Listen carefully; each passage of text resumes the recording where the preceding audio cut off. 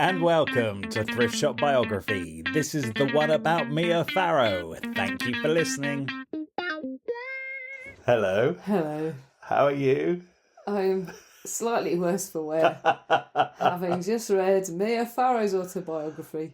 Yeah, me too, but I hold you entirely responsible because you found it. I plucked it from a shelf.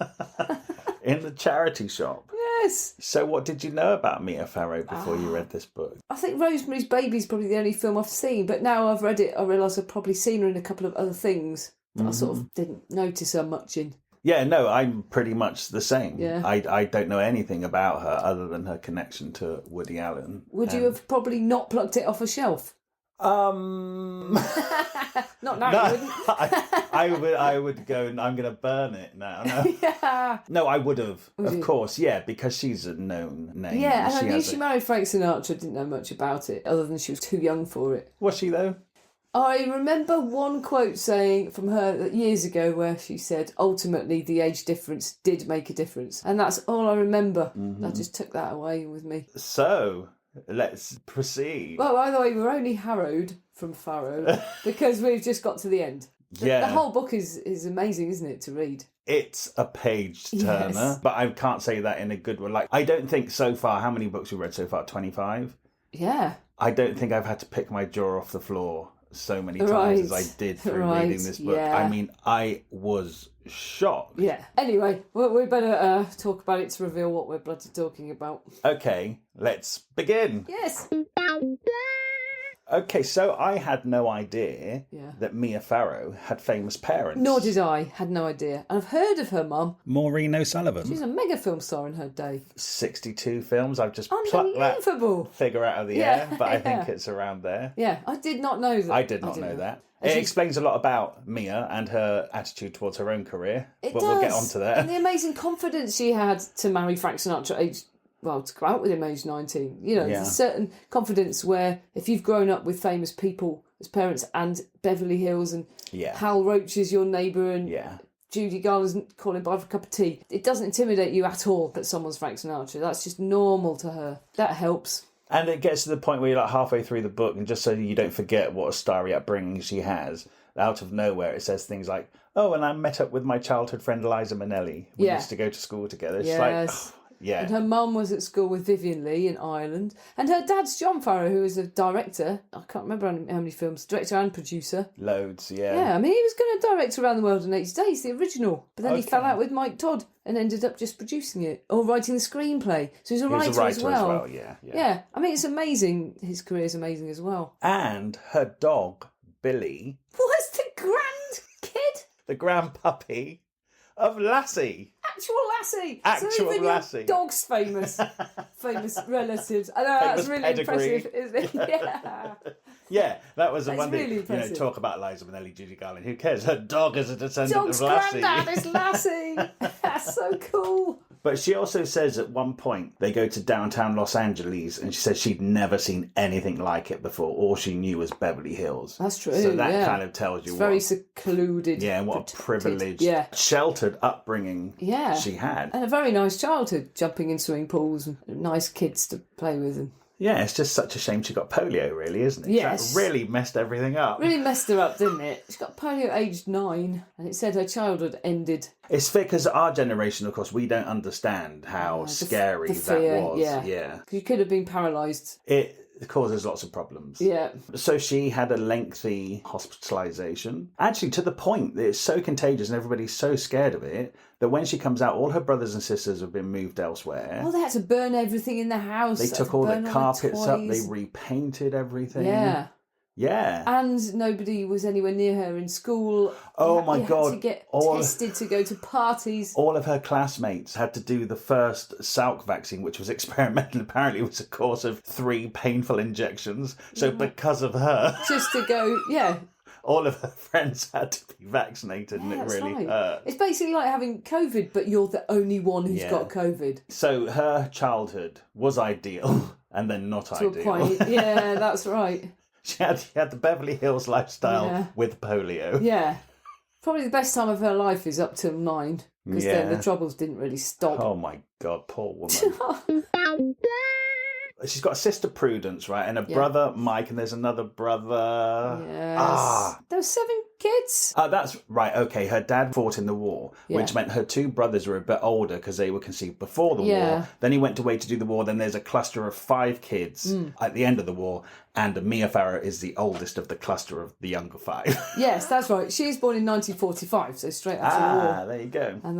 And it all carries on from there. That's right, because she went on to have 7 kids of her own, and she adopted 7 kids. She ended up with 14. Yeah. Also, because there's 7 kids, and her mum's a massive film star, and her dad's a director stroke writer, they're also being brought up by nannies and stuff, right? Her mum had a real illustrious career. Yeah, and it didn't stop. I mean, she's even in some of the Woody Allen films. Well, she was signed by MGM. Yeah. And she was Jane in the early Tarzan films with Johnny Weissmuller. So I know her because I would have seen all those. And when you look at her, you can see Mia Farrow, but I had no idea. But here's a bit of behind the scenes gossip from the Tarzan films. So she's in Tarzan with Johnny Weissmuller. And so she got bored of being rescued from the elephants, alligators and hippos, right? You can only imagine what that was like back in the day with no health and safety. Elephant in the studio. She found the monkeys particularly loathsome and said they were all She said they were all homosexuals who adored Johnny and were jealous of her, biting her at every opportunity. To this day, she refers to Cheetah the chimp as that bastard. Oh, she was in 62 movies altogether. Yeah, it's amazing. That's what you said. You were right. Yeah. I was right. Yes. Look at that. Yeah. Oh, and her godmother is Luella Parsons. Yeah, the gossip columnist. But it sounds like it was almost insurance to keep her close. It really does that. And I love that she says Luella Parsons, and she recalls her, and she says she had a vivid lopsided slash of a mouth.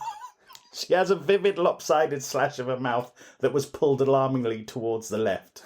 A pioneering facelift that explained my mother, and don't stare.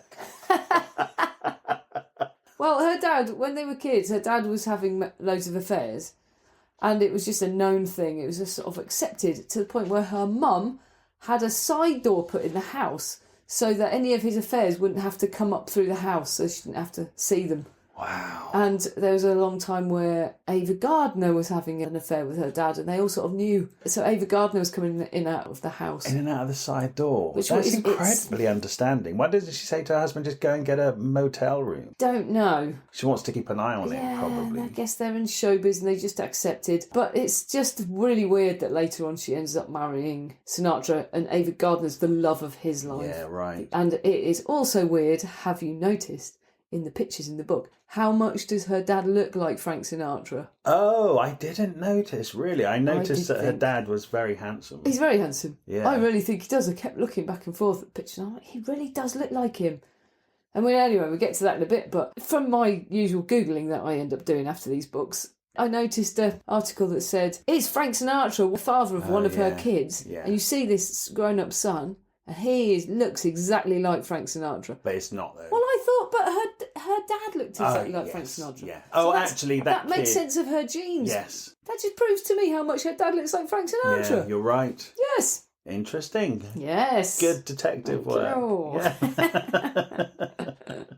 So that was all going on. And then in 1958, her dad got a job directing a film called John Paul Jones, and they had to move to Madrid. And Betty Davis was in that film. And that's when she started hanging out with young BD. BD. The daughter who wrote the damning book. And they became friends, and Betty Davis was all like, come on, we're going to go see the sights. Yeah, Betty Davis has cropped up in a lot of these books now. And people would never, ever say anything horrible about her. But they all say that they were scared and intimidated by her. Yes, Betty Davis, she actually said, she really admired her. And that she'd suffered so much, stroke, cancer, all the stuff she suffered. But nothing hurt her as much as the tell-all book by BD. Yeah. She says that as BD's friend. Yeah. Must read that book. All right, well, in Madrid. Now, you will always dismiss this sort of stuff as absolute nonsense, but I think it's amazing they did no Ouija board. She said it was at the point where they're getting bored and they were going to stop doing it, and suddenly this glass started swirling around and it spelled out the words Mike dead. Mike being dead. Her brother, who is the only one of the family who didn't want to come with them to Madrid. So he stayed at 17. He stayed back in Beverly Hills in the house on his own. This cup suddenly moves around spelling out Mike dead. And he was dead within a few months of that. Coincidence. You think it's a coincidence? Yeah, of course. I think it's very weird. I think it's dark awful. and I don't strange. say that to take anything away from the fact her brother died in a plane crash. Yeah, there's some weird things happen with those Ouija boards, though. No, it's people fucking about. They don't actually work. You can't communicate with a spirit off a board game, can you? I don't know. I don't understand I it, know, but I you think can't. that's really dark. Anyway. It's a coincidence. Well, It was one of them fucking about because their brother wasn't there. All right, well, we've told the facts, and the two different... I knew you'd have the opposite opinion of me, but there you go. Join us on our Facebook page to discuss whether Ouija boards are real or not. Thrift Shop Biography. I was like, oh... I'm very easily led. Carry on. Remind me to do a Ouija board with you. No way, I Let's wouldn't see. touch it. Have you never done one? No, friends at school did one and something really weird happened. Yeah, they made it up. Stuff got scratched into a window. It was really weird and everyone freaked out, but I wasn't part of it. I wasn't even in their hut. That taught me enough. I'm not even going anywhere near that. No, carry on. But that was obviously very upsetting for the whole family. It turned the whole family upside down, didn't Yeah. it? It was a massive turning point because I don't think anything was happy after that. Sometimes it brings people together, but I think it completely split them all apart into their own little private griefs. Oh. Her dad started drinking, their parents started arguing all the time, and they couldn't reach each other. They completely split apart basically at that point. She was 13, so she got sent to boarding school. Catholic boarding school at that point. Oh, yeah. Because that's what these people do when they can't Yeah, cope. for They sure. just send them Just to send them school, out to boarding school. they're gone. Yeah, but you know what? She had the happiest time at a Catholic school of anybody we've read so far. Yeah. She actually enjoyed it. And she actually found a part of herself that she liked. She wanted to commune with God. She wanted to do something worthwhile, which is who she turned into, really. I think she's essentially a good soul, isn't she? Yeah. Mia Farrow. Yeah, a good soul who wants to do good and make a difference in a nun-like way. You know? Yeah, it really affected her. She moved back to Beverly Hills, back into the family home, and went to high school like a normal person from 15 to, I guess, 17. But she never fitted in. She was always on the outside looking in. They were all wearing makeup and having boyfriends. So she wasn't a cheerleader. No. She was more of a nun. Yeah. Yeah. She just didn't do any of that stuff. And all she was dreaming of is going back to England to a convent school to finish her education. Mm-hmm. She started it, just came back for Christmas to visit her mum who was in a Broadway show. So that's the first time her mum had gone away from the family to be completely alone. So her mum's in New York. Yeah. But the family home is Beverly Hills. All the family were in Beverly Hills. But then Mia, for Christmas, goes to see her mum in New York. And she'd started to have an affair with the director. The mum did. Her mum... The mum was George Abbott, I think it said. And the phone rings in the middle of the night. Well, it's about 1 a.m. She answers it and it's her dad. Where's your mum? Oh, I don't know.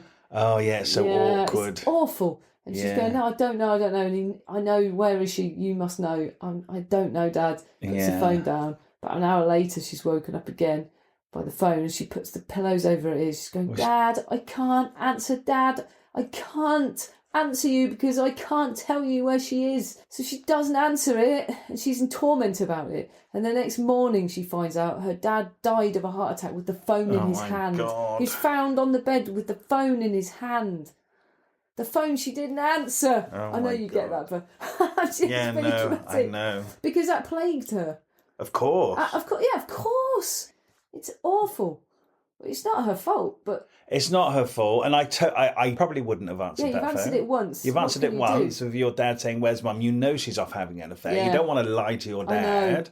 And so he's phoning again. You're like, I'll just pretend to be asleep. I don't answer the phone. Actually, he's phoning because he's having a heart attack and he's dying. No, he's phoning, but the not answering is giving him a heart attack. Do you think it was? Yeah. Do you think that happened? Because you know that if it's not being answered, you know the answer. So you're saying her actions if she'd killed have her answered dad? it, he'd have known the truth. If she didn't answer it, he knew the truth. I think that he was having a heart attack regardless. Oh, I just think due to the stress and stuff. I mean, he was only 57 or 58. Something like that.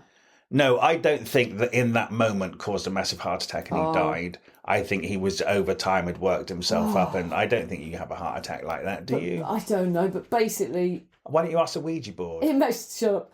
Imagine the pressure that puts on her. I totally get this. Absolutely. You would totally blame yourself for the rest of your life. Massive torment. Even kind of like knowing that I wouldn't have been able to save him, but just being able to talk to him in his last moments. I know. Yeah. I know. It's absolutely tragic. Yeah. And if you're stepping back and you read this, even I can't believe she doesn't work it out. She denies that Frank Sinatra was a father replacement. Right, yeah. You can't deny it. That hole left inside her from that experience. 2 years later, she meets a man who looks exactly like her father, who was a similar age. In fact, she'd met Frank Sinatra when she was 11. She went for dinner with her dad and Frank Sinatra because they knew each other. And he'd said, "What a pretty girl," and her dad had gone, "Don't you touch her." And she was 11. Nice banter between bloody blokes, isn't it, that? Yeah, and then Frank Sinatra ended up touching her all over. A lot, yes. When she was a bit older, though. Oh, yeah. Yeah. Right. No, just stress. Yes, she was, when she was older. And then, I know we're skipping to the Frank Sinatra thing, but it's so obviously to do with that torment that isn't healed. And then somebody comes along that seems to heal it. She also later says that Frank Sinatra smelled exactly the same as her dad. They obviously used the same perfume or whatever it is men use. Yeah, cologne. Fragrance, yes. I mean, the smell is such a powerful link, I mean... Oh, yeah, you can smell something in a supermarket and it takes you right back to your first primary school teacher. And it makes sense, doesn't it, that trying to fill that empty space. I get that. It really does. Yeah. But hang on. That's also just to not put that all onto Frank that he was going after a young girl. She would have absolutely, fallen for him head over heels. Yeah, I don't really get any predator vibes about that whole situation, which is unusual for me because I usually put that on everything. She was young, but she was also such an old soul, and it really was that connection. It does explain it, doesn't it? If you're a therapist reading this, you're like, well, that's that. Yeah. And it seemed like an okay relationship as well. It did, actually. Yeah, I mean, I think he was a bit of an awkward I think she's being very respectful about him and missing out a lot of detail. We're not at Frank yet. We're not at Frank yet, but we need to kind of hurry along because we've been talking for half an hour and there's so much to get through. Oh my God, I know. At that moment in New York, she goes, "Well, I'm not going back to school. My mum can no way afford it. We've got no dad now. So we're all going to have to get work." So she goes, "Well, I only know one way of work, and that's to be an actress." Puts herself out there for jobs. Doesn't seem to get jobs for a while, but what she does get is Dali as a best friend. That's bizarre. Yeah. They just met in an elevator. Yeah. Salvador Dali, we should say. Salvador to make that clear. Dali, the artist celebrated legend. Artist. And her mind's absolutely gone from her dad, but she says, "Winds of nothingness blew cold across my soul." Yeah. She's good at writing, isn't she? Oh, yeah, no, she is. She writes some beautiful passages. Yeah, I felt like I was reading a fictional story at one point. Yeah. I thought it's really nicely written. Yeah, it is. She talks about her helplessness in the face of these incomprehensible things and the unutterable pain of being here on this earth. Bloody hell. And then she wrote, "Dali brings chaos into a sad mind." Right. She actually kind of needed to just have something completely different thrown at her. He is just the oddest person. Yeah. I find it hard to understand. I know quite a lot about him. I find it hard to grasp what parts of him are seriously unhinged and how much of it is actually a performance. I know, but this is the first time I've really in detail read about him through somebody else's eyes. And he sounds genuinely like he's just living a surrealist life. And he crops up in Cher's autobiography. Yeah. And it's very surreal then. It is, but I found him a bit more predatory in Cher's to the point, because Cher was only a teenager when she met Dali. Taken to that dodgy party. Yeah, and also Mia Farrow is only 19 when Dali comes into her life. So the whole time I'm expecting, when she talks about him, for it to turn into something a bit sexual, and it really never does. He really just cares about her. Which I find even stranger. Why is a 56-year-old man just met this young woman in an elevator? It's because she's beautiful. I think also because she was such an empty soul. I think people can see. Mia ages later says she was trying to play this character and she dolled her up and put lipstick on and put a cigarette to make her look like this, but her eyes gave her away. So as soon as you see her eyes, you can sort of see a lost soul. Right. The wind's blowing right through her and out the other side, and you can see that. So Dali. But if you were a Dali who can see these things, you can see people's souls. It sounds like a predator. But he doesn't behave like that. Stop being so cynical. The one story she has about Dali, which is bizarre, is on her birthday, her 19th birthday, and he comes to the flat with a gift for her. Yeah. Dali arrived unannounced at our apartment and placed an object on the hallway floor. "Violence in a bottle," he declared, and then turned around and left.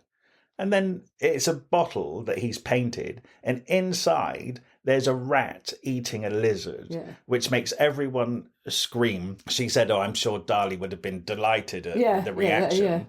But then she says that her mum screamed at the brothers to get rid of it. So they took it down the stairs and threw it over the wall into Central Park. A couple of days later, they're like, oh, perhaps That was we a should... Dali. It's an original Dali. And they went back to get it, and it wasn't there. Somebody at some point... picked up fragments of a Dali. Of a Dali, not knowing what it is. And they now, probably wherever it is, they probably threw it out, maybe, I don't know. Yeah. But that would have been worth millions of pounds now. Yeah. Wow. But what's Dali doing, turning up at somebody's house with a present on their 19th birthday? It's a way of life, You're excusing all of this terrible I'm behaviour. explaining it. That's what I was. The next time I upset someone, it's okay, I'm a surrealist. She gets a job on Broadway in Importance of Being Earnest because she can do an English accent because she spent all the time in England. And lots of them had come up to her afterwards and said, can you also do an American accent? Because they didn't realise it's that good.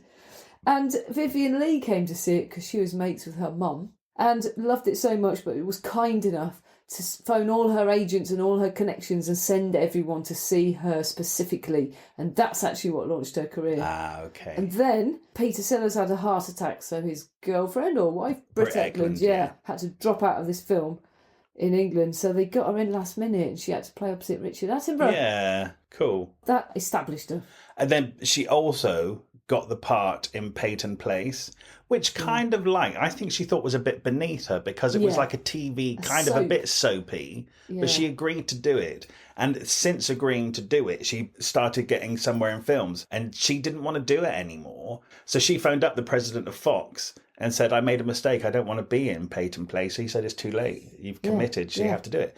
But also at this point, she's at the beginning of her career. Why is she turning down this regular work? Well, TV is frowned upon. I remember Betty Davis talking about it. It was seen as taking a step down to do TV, and films was where it's at. You're right, actually. And when Betty Davis was talking about that was later in her career in the 80s. In the 60s, it probably was like the cheap cousin to film. Yeah. I kind of also thought, like her mum and her dad are hugely successful in acting and stuff. I kind of also thought, just in terms of nepotism, it's not just getting jobs, but like you were saying earlier about being surrounded by famous people and stuff all the time, and all these people who are in work, out of work, she's probably seen enough times very successful actors actually turning down good jobs and stuff. True. So to her, it's just how the business works. You can turn stuff down. Yeah.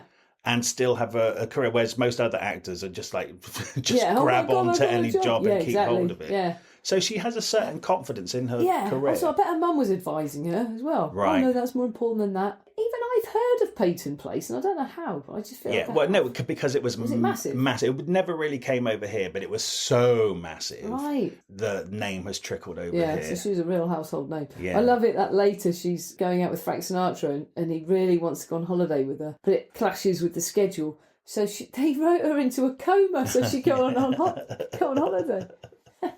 It's great. Yeah. So anyway, she's in that. Yeah, it is about the time she meets Frank. Yeah, it is. She's just hanging out on soundstage, these big studio lots. Yeah, he's in the studio next door, isn't he? Yeah. So they run into each other and she's really shy. She's just going, because she loves being on film sets. Yeah. When she's not actually acting and nothing's happening on her film set, she'll go to the one next door and just hang out and see what's happening. Yeah, and Frank Sinatra was working. And then I think she was just standing to one side and one of his friends come over and started talking to her and then got her over to where Frank Sinatra was sitting. It was a bit of an instant connection. Oh, yeah, 100%. Straight away. And she doesn't have them. Like the last film she was in, she said the love scene in the film was the first time she was ever in bed with a man. Yeah. Yeah. Having a ping moment with Frank Sinatra really was something that doesn't happen to her.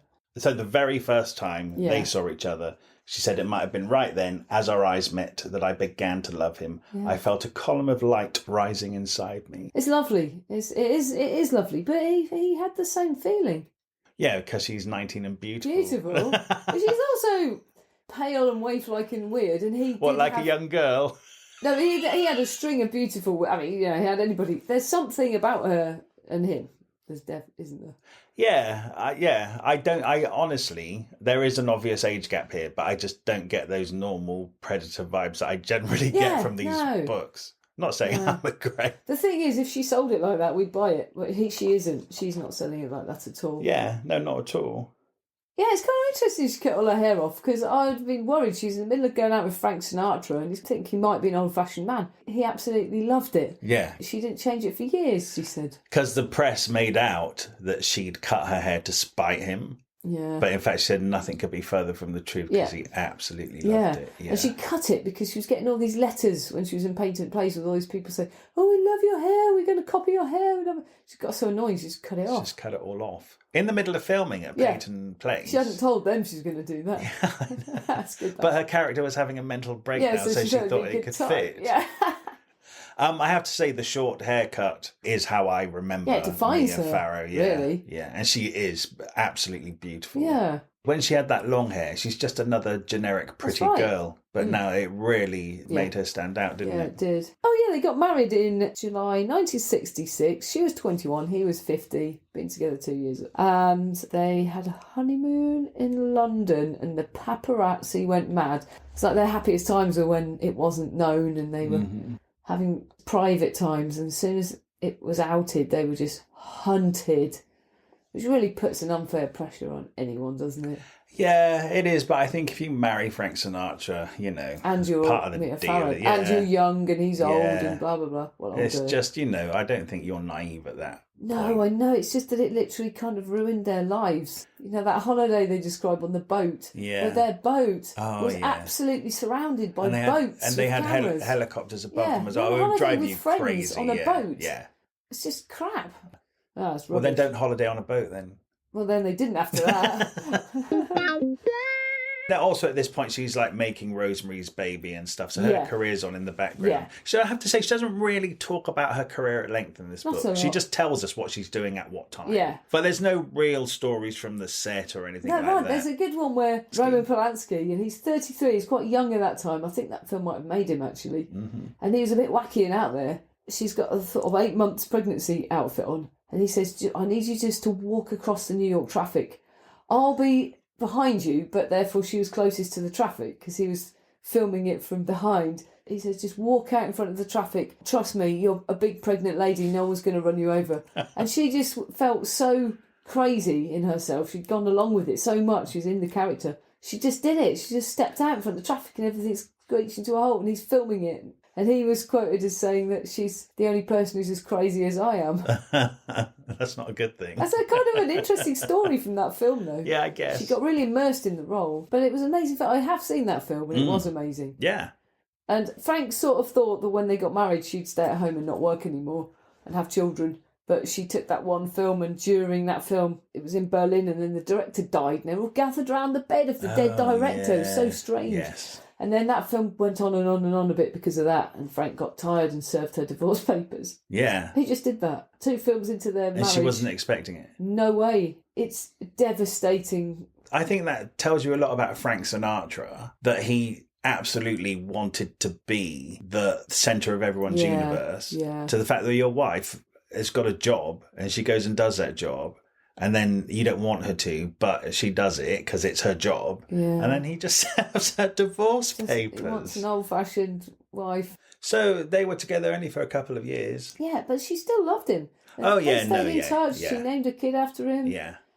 That's nice. I'm glad, because they sort of got back together. Yeah. They didn't break up after the divorce papers. They just didn't talk about it for a while. And she says, "It was a bit like an adoption that I had somehow messed up, and it was awful when I was returned to the void." Oh. But at least it only lasted a couple of years, and she still kept herself mostly intact a bit. Yeah. Because she was so void when they met. She got returned to it. Pretty devastating, isn't it? Yeah, and that was why she decided to go off backpacking around India, right? To go and find herself. So off she goes. I quite like this about her. Again, but she's willing to put her career on hold, That's that confidence that she has because she's already so immersed in the industry. Her career initially was only really for money anyway. She never really cared about being an actor. You're right. It was just the go-to thing that she could do to get money. They knew. Like kids of actors in Beverly Hills, the only industry they know is acting. It's quite interesting, actually, that you don't think that, you know how people do just fall into their mum and dad's professions because it's just what you've grown up with and what's easy for you to do. Actually, it's just interesting to think that Mia Farrow kind of just fell into acting, and actually, it's not that she wasn't bothered about it. I think she was interested in it. But it was just like the easy option for her. And it does come across when you read this, because we read lots of these books where people really work so hard for their career and they do anything to stay in it. She's quite laid back about it. She is. And she's kind of like, oh, well, I'll take that job. I might not take that. I'll just go off to India now. Yeah. Yeah, it's quite refreshing in a way. But you're right. You've just made me realise it's because it was just what her family did. Yeah. And because we all put such a currency on being a famous actor and it seems like a dream, actually to people who are born into that industry... It's just gone down the mines like your parents or it's just whatever. something that you do. Yeah. Anyway, the India bit's great, isn't it? Oh my God, yeah, I love it. So she goes off up the Himalayas to learn to meditate and seek enlightenment and peace and find herself. Yeah, and she's having a really... peaceful time, aren't they, for a while? Yeah, with her sister, Prudence. They're all just there hanging out and meditating with the gurus and stuff. And then, just out of nowhere... the Beatles turn up. All four of them. Amazing. Yeah. I mean, that would be the real shocker. You're just at the foot of the Himalayas meditating. Quiet and peaceful. The bloody Beatles turn up. I was laugh out loud funny, this whole bit. It's at some point, she said she hadn't laughed that much for years and it's just what she needed. Never mind meditation. Just have a bloody laugh at the Beatles. Yeah. So John, in his lovely Liverpudlian voice, would say, well, I try to meditate, but every time I try, I can't do it. Every time I try, I can hear a brass band in my head.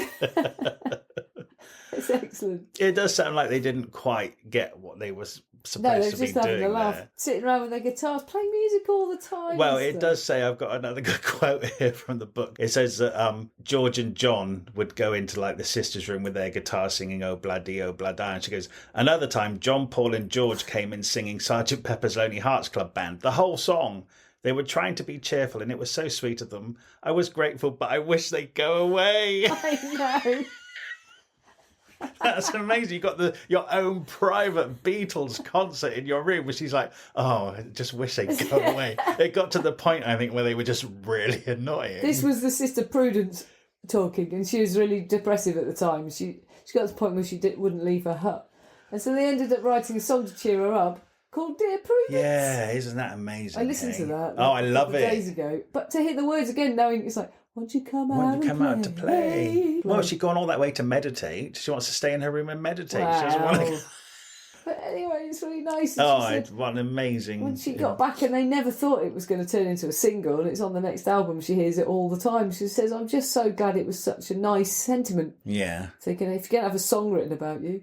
And then this woman turns up, she was a right character, with her son Bill. They went out hunting for tigers, which obviously would have probably upset the peaceful vegetarian Beatles, or a couple of them anyway. And they wrote the song Bungalow Bill.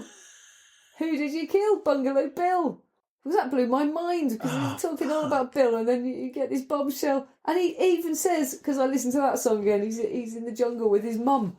and he was. And I thought, all these years I imagined it was some sort of really clever take on Buffalo Bill, but Bungalow Bill, sort of a bloke in Liverpool lives in a bungalow, and so I pictured that they were transposing the American experience to the Liverpool experience, but no, it was actually a bloke called Bill who went hunting tigers with his mum in India from his bungalow. It's cool, it's so cool. I loved it. I loved reading the Beatles. It's hilarious.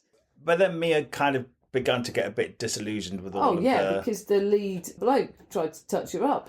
Yeah, took her away from some personal meditating and then went for her. But her sister said that was part of it, and Mia misinterpreted it. Shit. Okay. There's no way. Okay, oh no, it's really special when they touch you because they've selected you out. That's cult talk, that is. Oh, all right. Who's being cynical? Me. I am. It's my turn. Oh, because I feel that Mia didn't really say one way or... Because when she said that happened, I thought, he's abusing her. She took her stuff and ran. She went off into India, went off on her own, and then she found her brother, said, please come join me. So he came out, went on her own adventure. Yeah. Got away from those pesky Beatles. When she comes back from India, Yeah. so she's with Elizabeth Taylor, Yeah. and she's back in London for this film, but filming is being delayed. So she's just in a hotel room, and she says that her mind is all a bit still unclear from being in India and everything they did, and she can't sleep. So she's given sleeping pills. Right, and then the doctor comes and sees her and prescribes her some more stronger ones. The next thing she knows, she has woken up in a clinic. And then she says Barbara, who is her personal assistant, comes and breaks her out of the clinic. They climb out the window and run off. So much dodgy stuff going on, isn't there? And then she says within hours, she was in Miami because she knew Frank Sinatra was singing, and she went and hung out with him for like a day or two. And that is all while she's waiting. Filming is waiting to go ahead with Elizabeth Taylor. Again, it's kind of like any other actor. If they had a role opposite Elizabeth Taylor, they'd sit in that hotel room and they would wait to be called to set. Yeah. She got admitted to a clinic and then she got on a plane to Miami. Probably 3 days apart. No wonder this book's a page turner. It's never a dull moment. I know, everything I just said is literally one paragraph in the book. Yeah. But also, at that time, Rosemary's Baby is released. And I think this really goes to show how she feels about acting and her actual acting career. It became the #1 movie in the country. And she says, its success and my own too were abstractions that translated into surprisingly little satisfaction. Yeah. That, again, talking about nepotism, that's because it is just a family industry and ultimately she's not that bothered. But also, it's just not who she really is. Who she really is a mother of an orphanage full of people. Oh, no, I get that. We're about to come across that, It's what she's fallen into. It's not her true calling. It's a job. It's just a job. It's a job. It's a job. Yeah, it's a job that... Yeah. It's just a job. And that's when she meets Andre Previn. Yeah. They've met a couple of years earlier or something, and they were both married. And then it says, we met again, and this time I was divorced. I'm looking for where it says, and so was he, but it doesn't. And they started a romance. Hang on a minute. What about him? And he was still married. He's still married to Dory Previn. Yeah, and they had that sort of relationship where she was kind of aware that he had lots of flings. And the only reason he had to actually leave his wife was because Mia became pregnant. So he actually had to leave his wife and get together with Mia. And his ex-wife, wife, was absolutely devastated. Yeah, she didn't want to divorce him. Ruined her life. Do you know her, Dory Previn? I had to look her up. Yeah, I like her voice, actually. She's a songwriter. She wrote a whole album about this. Did she? And a hit song called Look Out for Young Girls or something. Oh, right. It really shattered her. Of course. I wouldn't really trust a bloke that starts off like that. I don't trust any bloke reading these books. So she finds out she's pregnant, and then she finds out it's twins. They've had a whirlwind thing where they had a 2-week holiday in Ireland, even though it was an affair, and they almost spent no time together for the next 2 years. She said in the second year of their marriage, they spent a total of 15 days together. Because he had all these bookings and he's conducting orchestras everywhere. He's all over the world. So it's kind of, they don't really know each other. Yeah. She said something about how I had to bring up these 2 strangers being her babies and the third. Do you know what's weird about those twins? What? Is that her and Andre go on a holiday to Scotland and they only take one. Yeah, it's weird. Because the other one's a bit noisy. Yeah, so they leave it at home. To be honest, I'd have left both of them, wouldn't you? Yeah, no. Just had a bloody holiday. But that's why we're not parents. But I think if you're a parent of twins, you can't just take one on holiday. I know, it's strange. Anyway, it's around that time. She's becoming a bit politically aware and she's marching with Vanessa Redgrave in Hyde Park anti-war stuff, right? Yeah. Which brings her to the news stories of the Vietnamese War orphanages. Yeah. And then her and Andre decide to adopt a Vietnamese War baby. Yeah. So they do. They do that. By the way, Andre Previn, I thought he was a classical conductor, but he's got one foot in jazz as well. That he did the scores for Porgy and Bess, Gigi, My Fair Lady, and won Academy Awards. I had no idea. I would say, as in terms of him being a conductor, he probably is the conductor who crossed over into popular entertainment in the 1970s. Right. Like Morecambe and Wyshow, they would have him on and he would do sketches and stuff with him. He had a celebrity profile, if you like. Yeah, he did. So they're another high-profile couple. Yeah, I mean, I wonder whether marrying Mia Farrow and stuff had something to do with that. He's probably in the tabloids a bit, you know? Maybe. Getting his But he'd already done those legendary shows. Sure. Yeah, but nobody cares about the composers and conductors, do they? Well, some people do. But anyway, I see your point. To make them a household name. Yeah. And then they adopted a Vietnamese war orphan, Lark. Yes, they bought a big house in Surrey, so they had that whole big house in the country. The bloke's never there, the kids are all at home. Classic. I feel like we're reading all those rock biographies from the woman's perspective this time, because the man's never there. But the difference here, well, I don't know about the difference. She's not complaining, seemingly, because she wants these kids. Yeah. She wants to be a mother. She's found her thing. She says, every single day they brought me so much joy. I just want to say get out clause. She started having kids now, and now she goes on to have quite a few and adopts quite a few. We're never going to get all their names and the days that happen in the right order. If we bothered. So basically, because there's 14 by the end. There's 14 and of them. To be honest, this ends in 98. In the next 23 years, she could have a whole schools full. I love her propensity for adopting children that nobody else wants. I do too. I cannot help but admire it. Yeah. She didn't have too many of her own. How many of her own did she have? 7. 7 of her own? Yeah. She had too many of her own.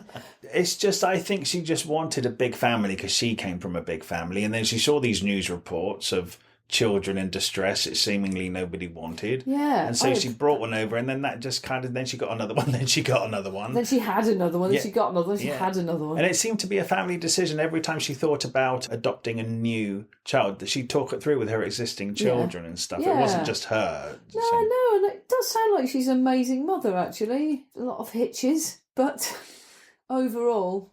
I say at this point in time, healthy. she seems healthy, well-rounded. She has very good intentions with all of these children. Yeah, she really does. Blind kids, cerebral palsy. Yeah, the ones no one else wants. Yeah. They literally phone her when they cannot house any kid and no one will have them, and she takes them. So Mia and Andre have already adopted 2 kids from orphanages abroad. Now, there's a law in place saying you can only have 2, but they'd already found this young girl in an orphanage in Korea who they wanted, named Soon Yi. And they couldn't have her because they'd already had 2. So they actually waited, and they got a new law passed in Congress. So like a couple of years later, Soon Yi could come and be part of the family. Saw her when she was 5. And she said once you've seen a picture and know the name, you can't let it go. Because she said from that moment, that's my daughter. It's a big deal, isn't it? Yeah, she loves children. Yeah, she does. Yeah. Okay, so her and Andre hit the skids, and then she's filming with Michael Caine in New York City. And they go out for dinner one night. Yeah. And as they're walking to their table in the restaurant, there's a gentleman on a table they pass called Woody Allen. And Michael Caine says, hello. Woody Allen sees Mia Farrow and says hello. And she says that she'd written him a fan note about Manhattan Murder Mystery, one of his films. One of his films. And he thanked her. She couldn't believe he remembered it. So her and Michael Caine go and sit down and have their meal. And she admits to Michael Caine that there was a cover of a magazine with Woody Allen on it, and she tore it off because she liked the photograph. Yeah. Michael Caine goes back over to Woody Allen and says, oh, guess what? Mia had this photo. And anyway, that begins. Woody Allen invites Mia Farrow to his New Year's Eve party then at that point, and they quickly develop a relationship. Yeah, and she sent him a book, a really highbrow book, as a thanks to the party. They really connected on a brain level. Yeah. All the books, they read Dostoevsky, they listened to this such and such, they loved jazz. They had all of that intellectual stuff in common. And they started going out for dinner every Sunday. She's a family woman. She's got quite a few kids at this point, and he claims that he's not interested at all in kids. Yeah, he says it right from the start, and he means it. I know, he's very, very clear and upfront about that. And she absolutely loves kids. Yeah, so at that point you kind of think, that's why not the is partner she? For me. Why is she interested in Woody Allen? It's absolutely nuts. They could be friends, but turning it into anything else is a really bad idea from early on. Yeah, he's never liked kids. Always been honest about it. He actually says, there's a quote. She puts it in quote marks in the book. It says that he has 0 interest in kids. Now, I wondered reading this book whether she's trying to get us on her side by telling us that Woody Allen doesn't like kids, so we'll go, oh, what sort of man doesn't like kids? But I think that's absolutely fair enough. Yeah, I do. I think that's really honest. It's insane to pursue a bloke. Yeah. And there's a point where she's like, the dream, if we adopted a kid together, then I would make him be able to love this child. Then his heart would open up. Yeah. And then he would love all my children. I could change him, basically. Yeah. That's really stupid. I mean, that is bordering on madness. But it's also like when people can't understand that not everyone's the same. Yeah. Just because you have this heart-opening flood of happiness when you are with your kids doesn't mean somebody else has a closed-down heart. His focus is work. And he says it. The first mistake is thinking this is a great partner in my big family life and really trying to make that work. His mistake is going along with, well, he's made a lot of mistakes, but initially is to pursue her in any way. And she's a family... He says, she's a wonderful mother and woman and mother. Maybe there's a reason he wants to pursue a relationship with a woman who has children. I mean, if you want to look at it in a certain way. He has absolutely zero interest. He doesn't even look at them. He doesn't talk to them for most of No, but why would a man years. like that want to have access to children? In the early years, though, they just seem to be an annoyance to him, don't they? They do. What's interesting, they were together a long time, like 12 years altogether. Yeah, a really long time. They never lived together. No. Which I think could be quite healthy in a relationship. I do I'm not too. saying this was a healthy relationship. I do too, especially an absolute bloody madhouse full of kids. Yeah. Because it would be insanity. Yeah. And she has the capacity to deal with that. It says she's in the kitchen juggling this, peeling potatoes here, calming that down there. I mean, I wouldn't go anywhere near that person. Yeah. And so, I think that's brilliant. If you love this woman, I think the bit that I don't get is where the relationship's in it. She doesn't really talk about their real romance. Yeah, there's no It's kind of almost like click, like with Frank Sinatra, there was an obvious, real romance, immediate click. Oh, do you know what? I think maybe... And a sexual connection. Well, she doesn't talk about that at all with Woody Allen. Like you say, it was a cerebral connection with it was, Woody Allen. When this relationship really starts to deteriorate and she just keeps hold of him. Yeah. Even on an artistic level that I don't understand. She was in every single film he did since they met. And then I kind of think, well, she doesn't even care about her career that much. But it's a job. It's her job again. She says it worked out really well because she's living in this apartment that her family have rented forever and it's rent control. So it's really, really cheap. And it sounds massive. It's loads of massive rooms, really high ceilings. And it's like Fifth Avenue. They're across Central Park from each other. They can actually see the lights in each other's apartments and stuff. And with binoculars, they can wave at each other across Central Park. So that's a great location, isn't it? And then she says, apart from she's been in the odd Broadway show as well, she can do one film a year. It's enough to fund her living an ordinary life as a family. And she doesn't have to go away to work. They film right in downtown New York, often on location. Once in their own house. Yeah, the whole film is in their own house. I made note to myself to watch that if I want to have a look at their house. She can actually go and do a job in New York and come home to her family without much disruption. Yeah. One a year. She does, 13 films with him? So it's actually a really good setup for somebody whose main priority in their life is to be a mother. You've made sense. So it almost seems like a business arrangement because she loves his film. She really admires his work. But you know what? At the beginning of their relationship, they were getting on fine. And then she said when they got to do that first film she was in, things changed. And you kind of think, okay, if you are a film director with a crew and all these actors, you probably do have to put a different personality on. But he was really horrible to her, and he actually said, it never occurred to me that she'd disappoint me. God, that's such an awful thing. That's so weird. Oh, what? Because she said she was terrified she would disappoint him.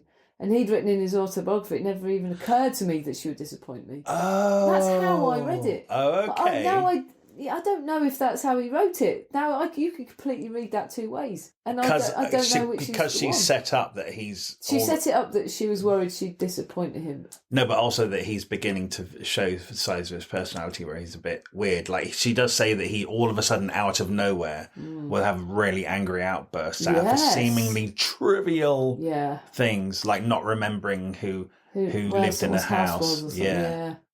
But she says he was weird. You know, he's things that he wouldn't take a shower in the house because the drain was in the middle. Yeah.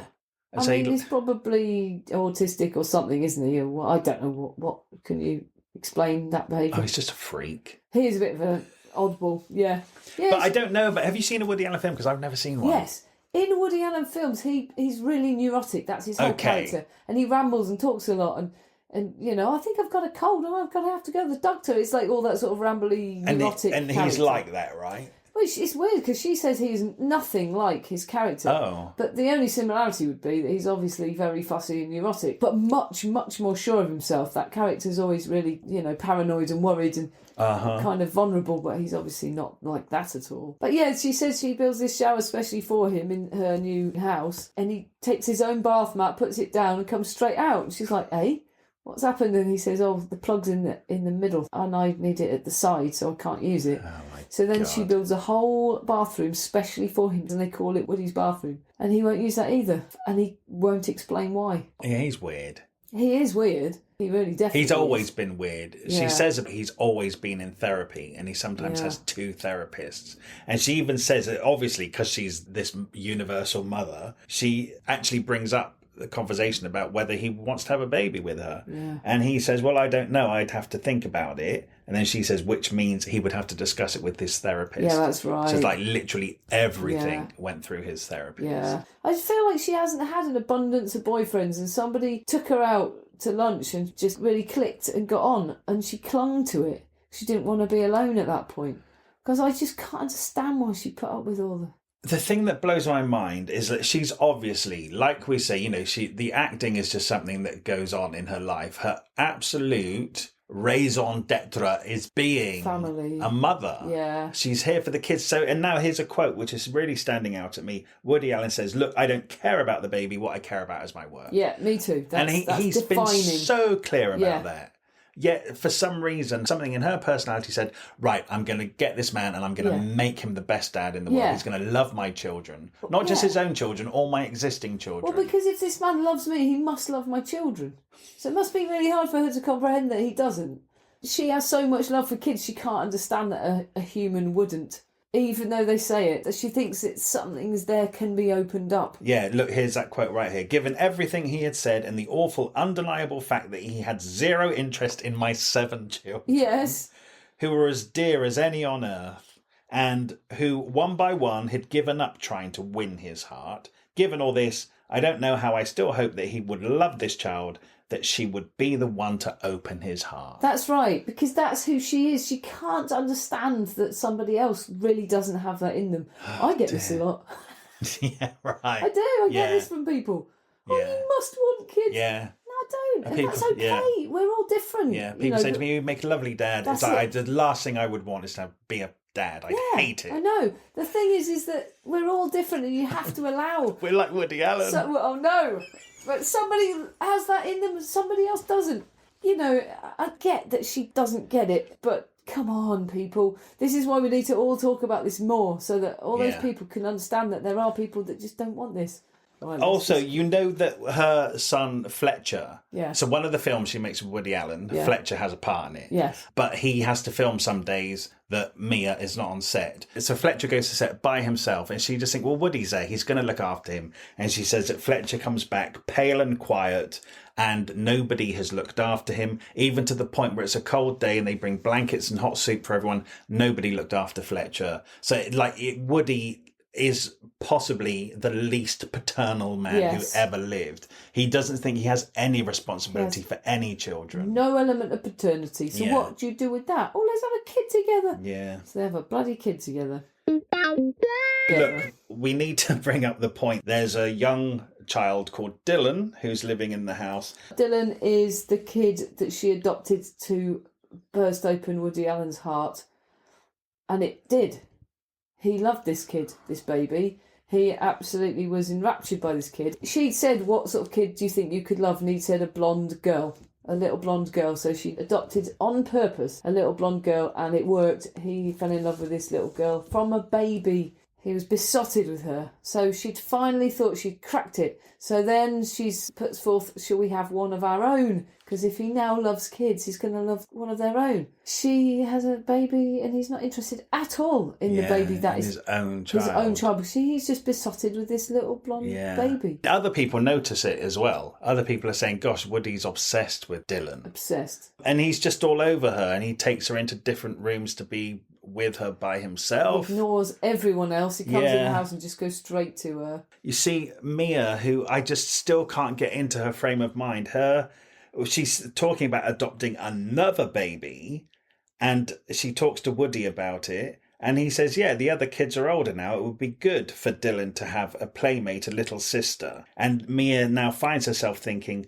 surely another baby will dilute the intensity between Woody and Dylan. Her reasoning to make this situation better is to bring another baby into the mix. It's just I was reading this book kind of at a loss, really. Like, Woody Allen is doing some terrible things, but the way that Mia was trying to make sense of it and reacting against it, I just don't know why she didn't run a mile, even when she kind of made the very obvious conclusion that this was probably a sexual abuse going on. She was still trying to make it better. I think it's probably one of those things where you're so deep in it, you can't see properly. You know, imagine you've got all these kids running around, you've got this whole apartment trying to process this and this and this, got covered by that, and that person's going to school, and oh my God, so much going on, and you're filming, and you're this. It's easy for us to read this book and be so outside it looking in. You can sort of clearly... No, but it's almost like she's writing this book after the fact and she's rationalising it, even at this point. Yes. It's kind of like, some things are just not falling into place. No. It's just odd. It's a horrible situation and a difficult situation. Yeah, you're right. She's kind of throwing kids at it to make it right, like some people throw money at something. Yeah, this is interesting. Now, there's also things that even now I don't think Mia was understanding. So Soon Yi, the Korean girl, is growing up now. Yeah, she's like a teenager. Basically, she doesn't like Woody at all, and Woody's never shown any interest in her whatsoever. Or any of the kids except the one. Yeah, and Mia says to her, well, it would be nice if you took Soon Yi out for a walk or bought an ice cream with her. Anyway, but he'd always declined. When Mia was actually pregnant with Woody's child, she told Soon Yi, and she burst into angry, uncomprehending tears. See, her tears are incomprehensible because Mia can't understand why this girl is crying. Yeah. Soon Yi says she didn't like Woody. She said he was nasty and ugly, and the baby would be ugly like him. Now... am I reading too much? And do you think Woody may have been abusing Soon Yi? Do you think already that was jealousy or something? I don't know. It's just weird. Why would she burst into tears and call him nasty and ugly when he'd never shown her any attention? Maybe she just literally meant that because he wasn't nice to her. So it's after Dylan's second birthday, and Mia has given her a bath and put her to bed.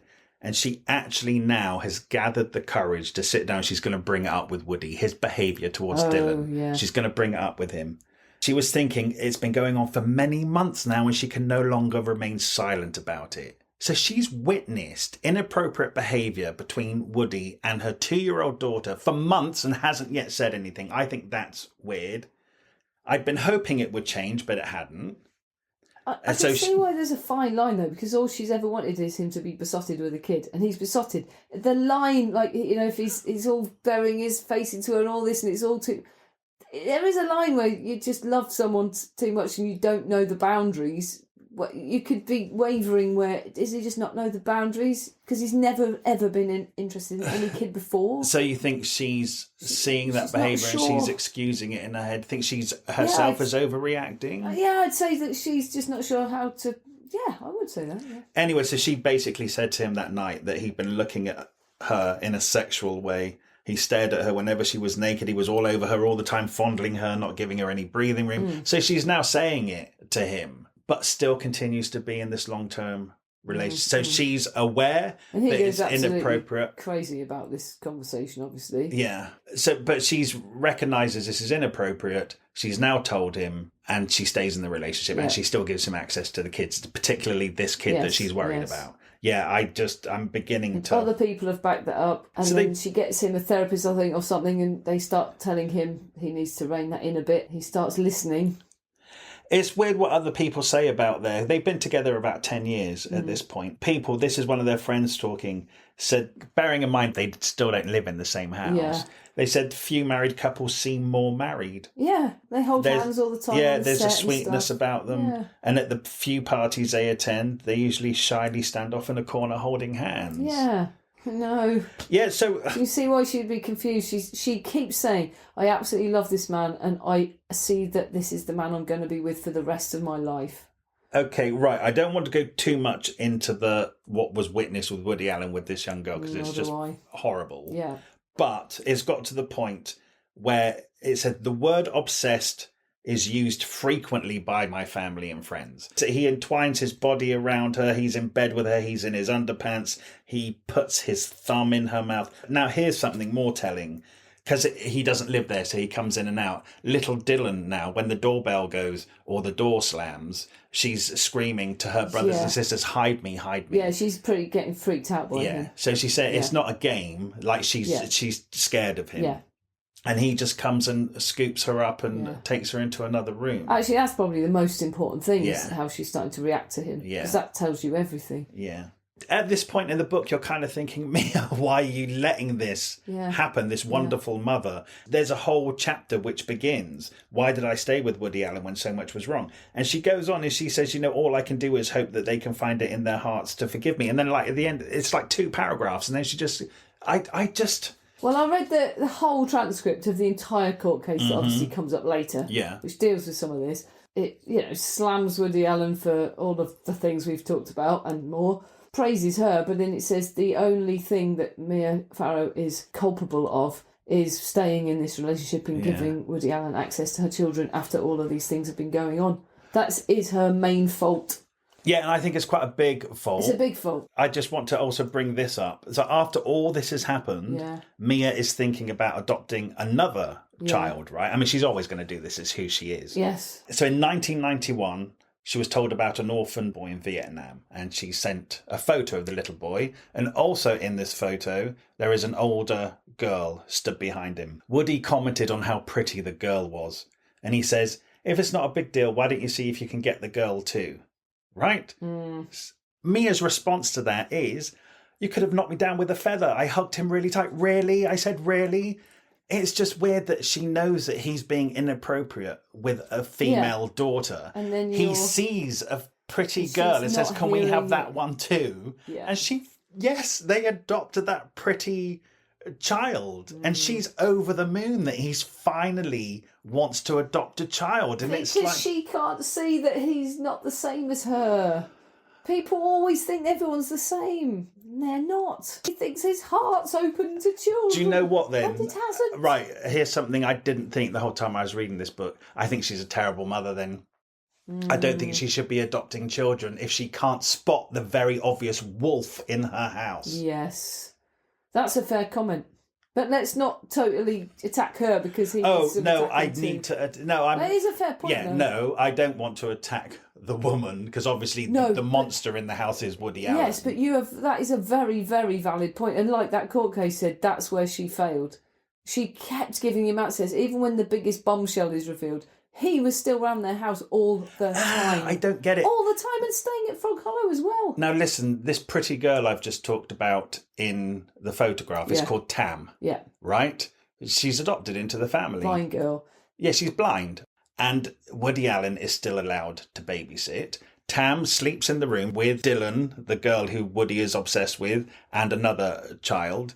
And when Woody goes in to read bedtime stories, Tam screams the house down. She's terrified of Woody Allen. Yeah. That's just not something she's learned. I think he's doing stuff to her. I think she recognises his voice. Oh, my God. Don't you think? Why else would this girl scream at the sound of his voice? Yeah. It's while Mia goes off to get Tam and her brother from the Vietnamese orphanage. That's right. She's gone for 11 days. Yeah. Obviously, she can't take all of her children. No. So she leaves them with a babysitter with strict instructions that Woody Allen is not allowed to be left alone with any of the children. Anyway, it turns out when she comes back, he has been left alone. He's taken Dylan up into the attic, and a couple of the other children in the house have witnessed Woody Allen doing incredibly inappropriate things. Yeah. That's a situation I think that really brings things to a head until the next situation, which brings things to a head. Also, all this is going on. Mia knows this. Mia has heard that when she was away getting the other children, there's no doubt now that Woody's interfering with the children. Yeah. He still has a key to the house. He's still coming in. Right. To the point where, like, on Christmas Day, when they're all having their dinner, Woody Allen comes into the apartment. The whole family is sat around having dinner. He starts juicing apples, making such a racket with the juicer that it's pointless that they can't talk to each other. They can't hear. So he says, anybody want a juice? They're all having their Christmas dinner. Like, nobody wants a juice. Anyway, he's doing it, keeps the juicer going for ages. And then he says, nobody wants it. He pours it all down the sink. Then he picks Dylan up and takes her into another room while the whole family is there sat around the table knowing what's already happened. Why? I know. Why is he still allowed in that house? Why can he still pick her up and take her into another room? Anyway, the worst is yet to come. Oh, God. So he has taken Soon-Yi, started taking her to ball games. And she is at high school. Well, actually, so it all came in the book as you read it. Mia Farrow goes over to Woody Allen's apartment for some valid reason. Oh, no, one of the kids is having a therapy session. Yeah, over there. So she goes to wait, and he rings her on the phone, which takes her to the phone. By the phone, he has left Polaroid pornographic photos of Soon-Yi. That's the moment where she completely and utterly unravels. Her whole life unravels, and it never goes back on track. Been the biggest shock, even though she knows that something is going on with the younger daughter, to then actually find pornographic Polaroids of your other daughter. She's still always not totally sure whether she's imagining the rest of it. It's not 100%. As soon as she sees that, she changes her opinion of who this man is, like in an instant. But he's still got a key and access to them all for ages after. It's so weird. And the really difficult part is she sometimes says, but I still love him. I go through whole phases where I love him, I want him back, and he's the love of my life, and I want to spend my life with him. After seeing that, to her mind, you have to get your head into her head. That's her daughter, and Woody Allen is pretty much that girl's stepdad. Plus he's 50-something. She's about 19. But it does come out that he says it's been going on for months. On top of all that, he's having an affair that she has to deal with. Never mind that it's her daughter. So she's lost her bloke. She's lost her daughter. It's the worst, most horrible, nightmarish situation. A lot of people have called Mia Farrow a liar, right? And the one thing about this book, she's so honest in this book, and she admits to things where we're all going, what? I kind of think, well, you're not lying then, because you're not painting the best picture of yourself, to the point that she says when it all comes to a head over these photographs, they talk for hours and hours, and it goes from being rage and disbelief.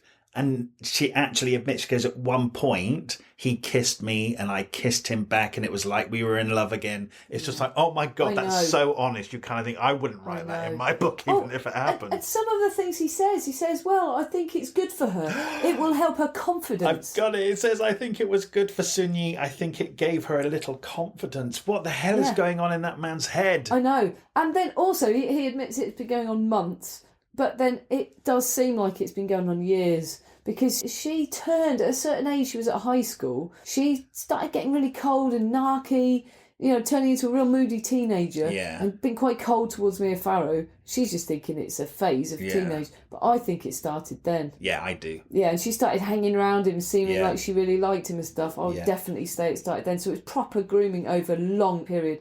But the way he says it was good for her confidence, so dismissive of her. And how it all evolved is that she kept those photos, she put them in a vault. She said he will never get access. She never wants to look at them again, but he will also never see them again, and they're her security. He tried everything to get those photos back and he couldn't. He and his PR people and therapists or whatever obviously went, I'm going to get in there first. And he's very powerful and very rich, very connected. So he came out with a story that he's in love with Soon-Yi. He loves her, he wants to marry her, he just fell in love. He's never seen her as a daughter. He never talked. This has only been going on a short time. All this shit. And it's clearly to save his ass. And they're still together, because I Googled it. They're still together. But I would say that he got lumped with her because he had to. And actually, he had to stay with her for years. Because if he didn't, he would have killed his career. Mm-hmm. So I see the pictures of them. It looks like they've adopted 2 kids together. And I saw a picture of him holding one. I thought, well, that's for the cameras. And I really hope she's okay and isn't having a miserable, downtrodden time. And I hope he's not treating her like shit. I really do. Because I don't believe he loved her. Now I've read this, I actually thought, when it all happened, because I remember it in the news at the time, I thought he had fallen in love with her. Right. And I thought it was really dodgy. That's really wrong. But he'd accidentally completely fallen in love with this girl. Well, that was what his PR team wanted you to believe. But I do not believe that now at all.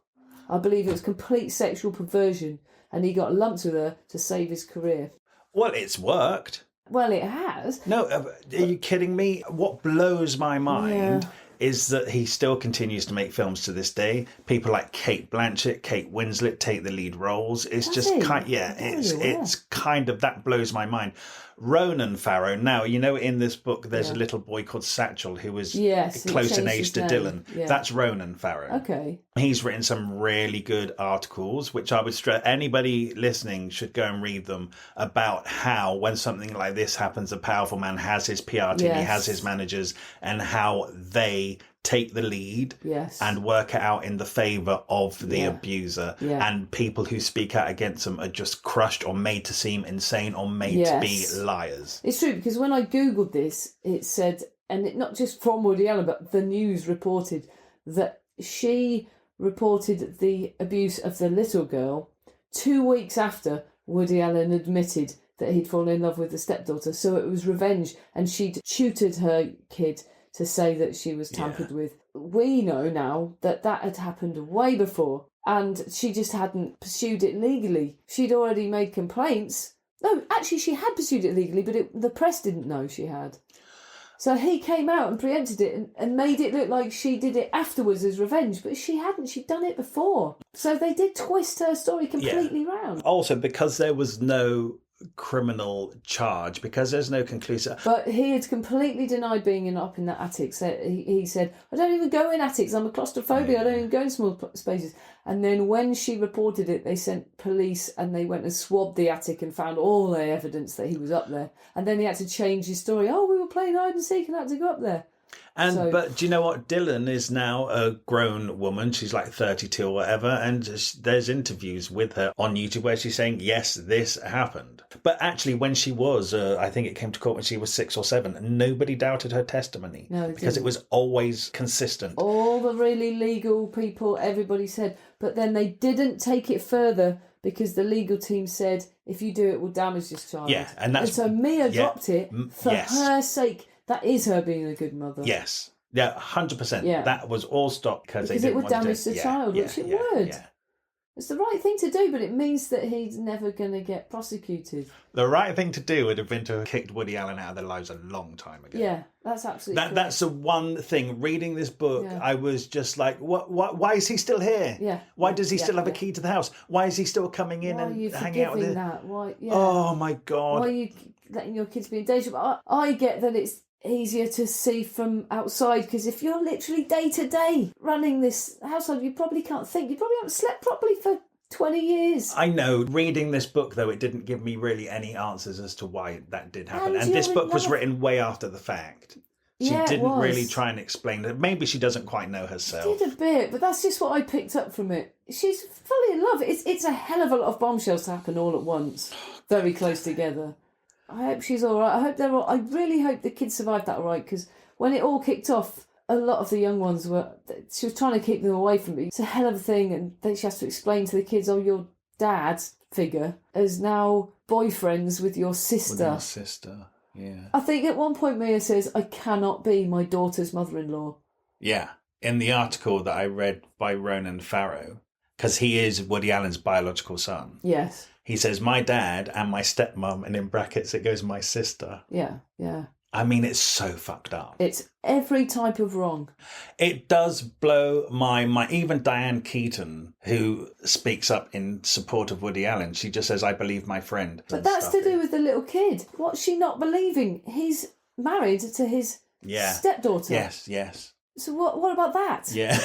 Why is that okay? Yeah. And he was seeing her, she was messing with her. Well, he was in her life when she was a child. Yeah, he was in her life since she was 8 or 9, really young. Oh, they actually don't know how old she is because she was adopted. So, no. But it all unfolded. I just thought it was going to be about the daughter, and I didn't realise it was going to be as deep and bad as it was. It's weird, right? Because obviously we're reading these books, and again, like the Elvis Priscilla thing, you know about it until you read it on a page. It doesn't really bring its life in. And you have to be an adult now, reassessing that situation. It's like I always knew there were rumours about Woody Allen and stuff, and then I kind of knew that he married his stepdaughter and all that. But when you actually read it with real life people on a page, you're like, this is outrageous. Yeah. It's despicable. How has this man survived in an industry since this all came out 25 years ago? It beggars belief. Read the Ronan Farrow article. I will, actually. It's really interesting. And that's Woody Allen's son. It's like, he's pulling no punch. It's just very interesting. He does go some way to explaining how men get away with it and why people still work with them. It's a very interesting read. So we read something? We have decided to ban paedophiles from this podcast. Yes. So we're going to try and do Who are we doing? Lovely, friendly people. Eric Idle, do you think he's a paedophile? Because we can read it. Any of them could be. Yeah, I know any of them could be. So how do we conclude then? I like the Beatles bit. Yeah. It's a fascinating book. It's fascinating. Yeah, and do you know what? It's just awful, isn't it? Because this woman had the best intentions. She's a wonderful mother. She brought all these children in from all across the world and created this lovely family. Were it not for the fucking monster that was Woody Allen, this would actually be like the Waltons or something, you know? She really picked the wrong partner. Oh, didn't she? Big time. Anyway, let's not dwell on him, even though we have done for the last half an hour. I think Mia Farrow just seems a wonderfully intentioned person. I think she's done a lot of good in this world, actually, and she's certainly changed a lot of young people's lives. Yeah, I hope so. I'm just trying to put a nice spin on it. I would almost say, don't bother reading this book. Just listen to this and then pick up a different book, because it'll be much better for you. We've read this, so you don't have to. Yeah, good. All right. Bye. Bye. Thank you so much for listening to this episode of Thrift Shop Biography. We love making this podcast and we're absolutely thrilled that so many of you are already listening. We're new to this and you could really help us out by leaving us a review somewhere, wherever you listen to this podcast. And if you could share us, tell your friends about us or drop some links on social media. We have a Facebook page called Thrift Shop Biography, so make sure you come over there to hear about the episodes first and what else we're up to. Okay, see you next week. And if you're new here, there are loads more episodes now to go and listen in the back catalogue, so make sure you go and enjoy them. Okay, thank you very much.